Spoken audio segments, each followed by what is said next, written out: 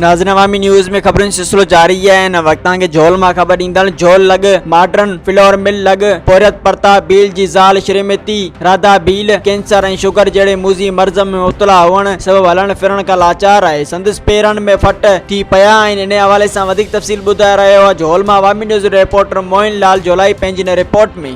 जी बिल्कुल नाज़रीन, हिन वक्त मां झोल भरसा मॉडर्न फ्लोर मिल वेझो प्रताप राय भील जे घर मौजूद आहियां, जंहिंजी घरवारी राधा भीलाणी जेका केतिरे अरसे सां कैंसर जहिड़े मूज़ी मर्ज़ ऐं शुगर जहिड़े मूज़ी मर्ज़ में वकुड़ियल आहे। ऐं हिन मिसकीन पोरियत जो चवणु आहे त असां मुख़्तलिफ़ अस्पतालनि में हिन जो इलाज बि करायो आहे, पर अञा ताईं हिन जी तबियत में का बि अहिड़ी बहितरी न आई आहे। अचो त हिननि सां वधीक पुछूं त हिननि जो छा चवणु आहे। इलाज जाम करायो, फ़ाइदो को थियो आहे। 6 महीना थी विया आहिनि, पर फ़ाइदो को थियो आहे। माल मता कपा थिए घर में खाइण लाइ बतो बि कोन्हे।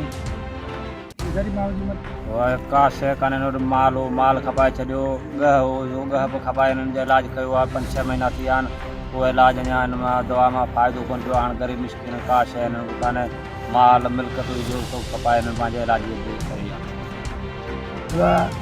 पर्चा बि नाले जे घर वारी औरत चाक कोन्हे, हुन जे लाइ अव्हांखे अर्ज़ु कजे थो त का न का मिसकिन सां हिननि इहो मुतालबो कयो आहे DC सांगड़ ऐं जेके चूंडियल नुमाइंदा आहिनि ऐं जेके अक़लियत हिंदू काउंसिल जा जेके मेंबर ऐं उन्हनि सां हिननि जी पुरज़ोर अपील आहे त हिन अमर जो कंहिं सुठी हॉस्पिटल में इलाजु करायो वञे, जीअं त बक़ाया जेका ज़िंदगी आहे जो पंहिंजे बच्चनि सां सुठे नमूने सां गुज़ारे सघे। मज़ीद खबरों और तफसीलात के लिए विजिट करें हमारी वेबसाइट www.awamiNewsHD.com।